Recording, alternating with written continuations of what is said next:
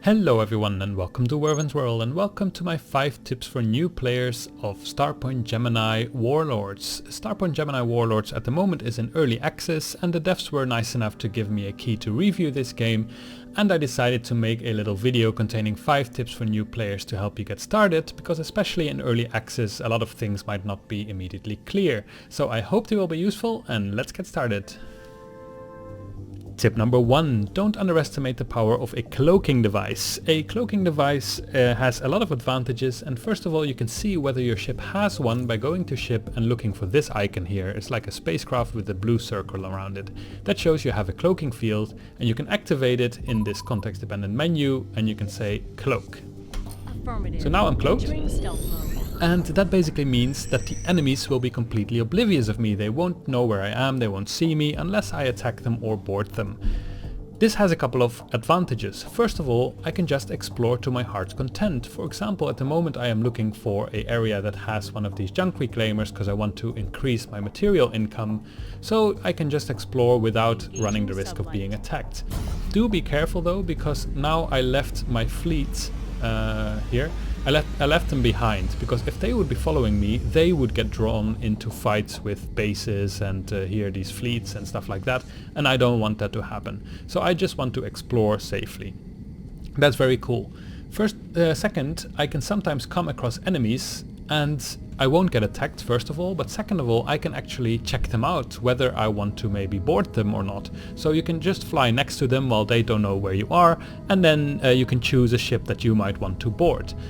And then third, it's very handy while boarding when you have a fleet with you. You'll see that in the example in my next tip, but basically what it means is that if you fly into a fleet battle cloaked, then the enemy fleet will focus on your fleet first and they won't shoot you, so you can actually choose a nice target to board while they are busy with your fleet. And then when you start boarding, they won't still kind of attack you a lot, so they won't completely destroy you while you try to board another ship.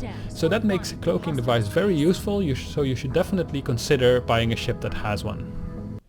Tip number 2. When you're boarding, make sure to do it at the right time, because boarding works very differently from Starpoint Gemini 2, where you could just buy troopers, go board, once they got killed you would buy more troopers and just keep on boarding like that. Here you actually have to go to ship and troopers, and you can see here that I have 42 out of 47 marines, so some of my marines got killed in my previous boarding attempt, and now they're also tired, so they need to recuperate, they need to sleep and maybe play some pool or whatever, and until they are rested they will be less efficient while boarding.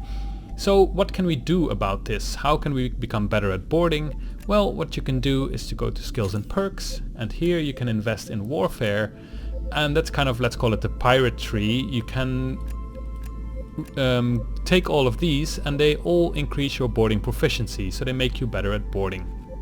What we can also do is go to research, we can go to support, and there's a couple of things that we can do, such as boarding armor, which just improves boarding proficiency. We can improve our boarding training, which means that our troopers, after you board it once, they regenerate quicker, so you can board more often. And then you've got boarding angel, which I really like. It improves your minimum regeneration at the med bay when boarding. And that means when you go to your ship here, this is a little overview of when you're boarding. At some point your marines will come into a med bay, which is this green plus, and then they regenerate some of their endurance. And the way this works is that I guess it's kind of like a random roll of how much you regenerate, and with that boarding angels the minimum gets increased, so there's more chance that you'll basically get more troopers.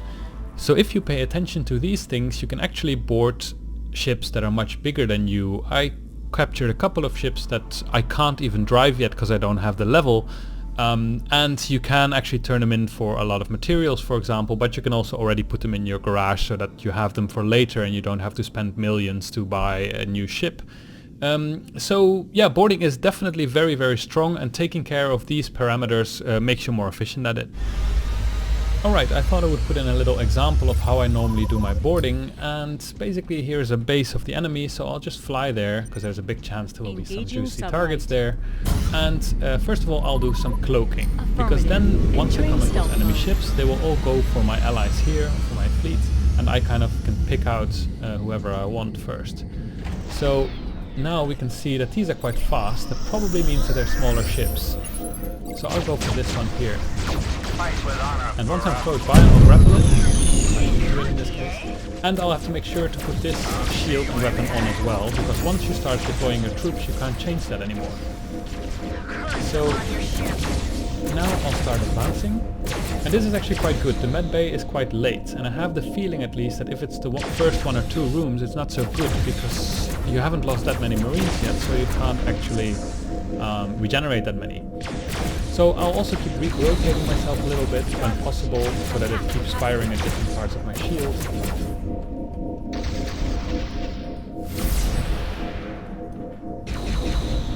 And as you can see, my allies don't fire at this guy because I'm boarding it. They don't want to kill my troopers, I guess, which is nice of them. So now I have 100% of boarding this one. Probably because that med bay was quite late, so this is quite nice. So now it's pacified. And as you can see, now I can actually salvage it for parts, and that's quite a lot of materials. If you just wait for your passive material income, you'll never get there. So this is quite nice in order to research new technologies and stuff like that. I can also make it part of my current fleet, but at the moment I really want to save up for some things. I can also use it as a ship for myself, but I don't want to do that. And I can sell and transfer it, but money is kind of easy to get, so I'd rather go for the materials. So I'll do that. And that's a successful boarding. And if we now go to my ship, then you can see that my troopers are kind of tired, and I lost a couple of marines in the process as well. So now I have to wait and let them recuperate before I do another boarding action. Tip number 4. When your allies are damaged, it seems like they don't really regenerate very well on their own.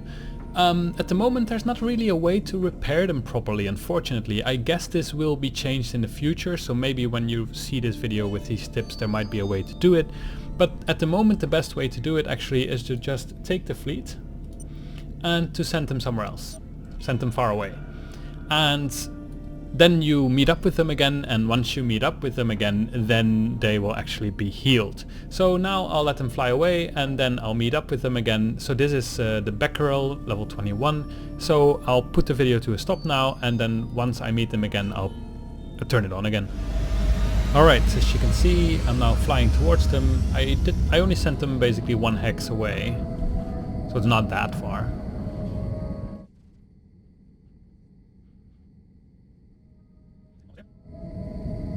Here we are. So now we're close to our ships. Let's see, this one is the Taklamahan, that's the wrong one. Where are you? Wait. Messing up with the radar here. Ah, here you are. There we go. So, as you can see now it's completely fully healed. So basically just send away your ships and they'll be healed, and then meet up with them again and group up, and then everything is okay again. Tip number 4. When you want to trade in a ship, when you want to buy a new one, make sure to unmount your equipment first. Because if, let's say, I want to buy this Omicron here and I click trade, then I get a little bit of money for my current ship, but for the equipment I almost get nothing. So if I go to the dry dock here and I see what loadout I have, for example here a Ripper 3 would cost me 1.2 million to buy. So in order to not have to do that, before I sell the ship you should unmount it like this, and then everything will turn into mining lasers and so on, and then you can sell your ship. And then once you equip your new ship, you just go to loadout, your ship here, and then you can find the Ripper 3 that I just installed or unmounted, and I can mount it. So in that way you just save yourself a lot of money. Tip number 5. Make sure that when you have a ship you configure the turrets. So the default is to have 1 turret instead of the maximum amount, and you can increase this by clicking on it and doing configure turret. As you can see, this is a Ripper 3, and a Ripper 3 is hugely expensive, so it's cost 1.2 million. However, don't let that dissuade you from adding them, because if you go to configure turret and you increase the amount, you actually see that additional turrets only cost 85 a piece. So I can install 2 more, which cost me 170,000. Now I can click configure. What you can also do is just buy maximum, and now I have 3 out of 3. You will never lose money on this in a sense if you sell them, because if I go back I can decrease the amount and I get 85,000 back. So You can play around with this whatever you want, for example to optimize your battery use. However, I generally just tend to have the maximum amount of turrets. I'm not sure if that's the most efficient way, but that's the way I do it. This price of 85,000 is not linked to the price of the product itself. For example, this Ripper was 1.2 million, but I only spent 85,000 per turret. If I then increase my mining beam, it also cost me 85,000 a piece. So this might be a bit counterintuitive, but know that all turret increases just cost you 85,000, so even if you have hugely expensive equipment, just increase them to the maximum amount because it won't cost you that much. So these were my 5 tips for new players of Starpoint Gemini Warlords. I hope you found them useful. If you have any questions or comments, please leave them below in the comment section of this video, and I hope to see you next time.